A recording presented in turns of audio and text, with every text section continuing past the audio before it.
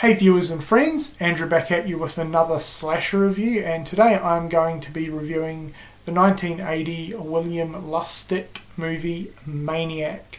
But before I get into my review, I'm just wanting to thank everyone that has given me really positive feedback in regards to my retro slasher collection video that I posted previous to this video. Thank you so much. The comments and private messages have been awesome. And I've even arranged a couple of trades due to the video as well, which is awesome because, yeah, a couple of you guys are helping me out. You know who you are, and I cannot wait to receive the titles because I'm having trouble getting them. So it is awesome that you guys are willing to help me out. So a massive thank you to everyone that has commented and given me great feedback from that video. It definitely means a lot and has kind of restored my faith a little bit in the interaction side of things here on YouTube. So great stuff, guys. Thank you so much. But anyway, on to my review for Maniac. Now, not only am I going to be reviewing this movie today, but I'm also going to be reviewing the Blu-ray release from Blue Underground as well, which I don't normally do with my reviews, but I wanted to for this one. So you'll find out why at the end of the video. But Maniac centers around a character called Frank Zito, played by Joe Spinell, and the movie is basically all about him, and you essentially see his character going into deepening madness throughout the movie. It's essentially a serial killer film with slasher elements. It's definitely a slasher, but there is a strong emphasis on the serial killer side of things. So yeah, Frank Zito, hasn't gotten over his traumatic childhood. He had a pretty traumatic childhood, a lot of abuse suffered from his mother. He's got a lot of issues from that he really hasn't dealt with properly. And to deal with it, he basically goes on these killing sprees throughout New York City at night, targeting young women. So that's basically essentially his way of dealing with what's happened in the past as he's trying to work things out in his head and get over it. Not a very healthy way of doing things, but that's what he does. So that is pretty much the movie from start to finish. There's no real twists and turns throughout. What you see is essentially what you get with this one. Now, what did I think of the overall movie?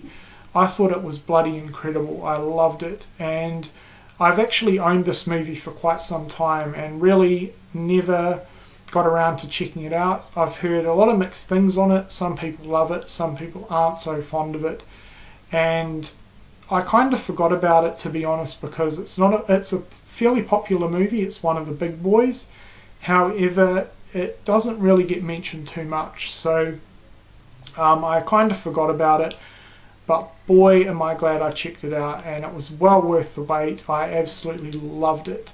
The main thing I loved about the movie was the character of Frank Zito. Joe Spinell was absolutely fucking incredible playing that character, and it's easily one of the best killers or slasher killers that I have come across, and I have seen a lot, especially in terms of being so interested and intrigued by a character. Basically this really is essentially a character-driven film. Unlike any other slasher movie out there, you really get into Frank Zito's mind. There's a lot of long sequences throughout the movie where it's just him in his apartment. He's either talking to himself or you get a narration of what's going on in his head. So you really get drawn into this character, you know, as he's going through his deepening madness. He even questions why he's doing what he's doing. So very fascinating and very interesting character. And as I said, Joe Spinell was absolutely incredible playing Frank Zito. Top-notch stuff. Now, in terms of the kills and gore, I was thoroughly impressed with that also. And of course, it's pretty much essential for a slasher movie to have those great elements in it, and you know, they were certainly great. There wasn't a massive body count, but the kills were well spaced out throughout the film, which was really good. it was definitely needed. I'm glad they didn't just focus on the story for like the first hour and then leave all the kills to the last bit of the movie. You know, the kills were well spaced out and it was very well paced. The gore was absolutely incredible. Tom Savini was behind the special effects in this one, and I'm sure most of you guys know about him, are pretty familiar with his work. I've got to say, his best gore effects, in my opinion, easily his best special effects. I thought they were absolutely incredible, and I was very, very amazed, especially for a movie from 1980. Top-notch stuff.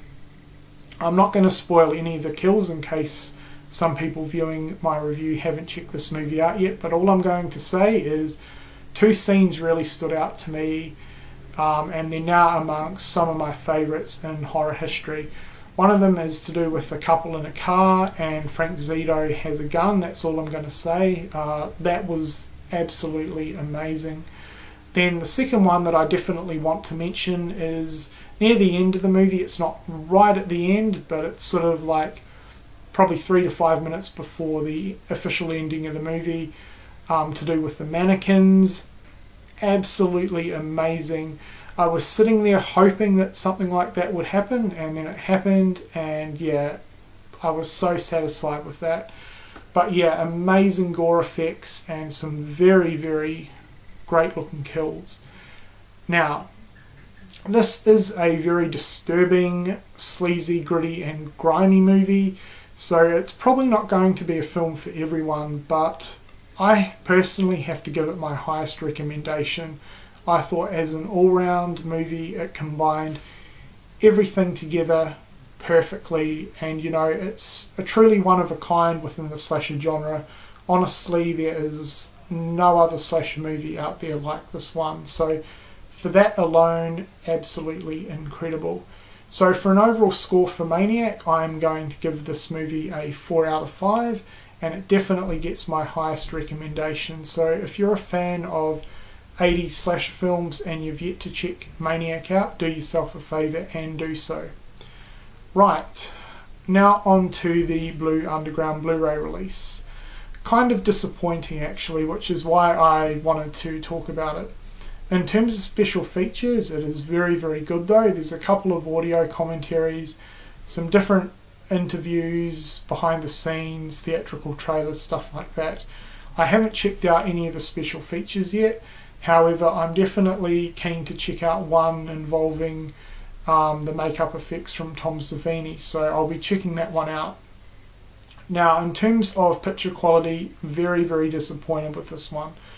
I'm not too familiar with Blue Underground as a company, so I really can't compare it to any of their other releases, but I did check out a few reviews after viewing the movie, and supposedly this is one of their worst Blu-ray transfers in their library of movies.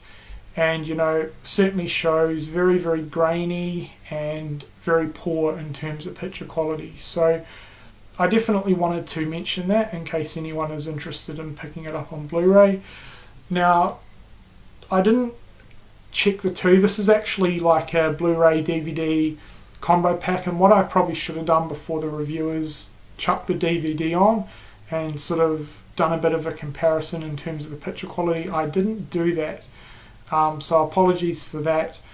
But yeah, it's kind of pricey, especially in terms of the poor picture quality. I think it's like $21 or $22 on Amazon. So unless you're a hardcore Blu-ray collector or a massive fan of the movie, maybe go the cheaper option for the DVD if there's a significant price difference. But whatever way you can view this movie, Blu-ray, DVD, you need to check this one out. The movie is a 4 out of 5 for me. It gets my highest recommendation. Amazing movie. Loved it. So anyway, that has been my review for the 1980 William Lustig Maniac. Hope you've enjoyed it, and thanks a lot for watching.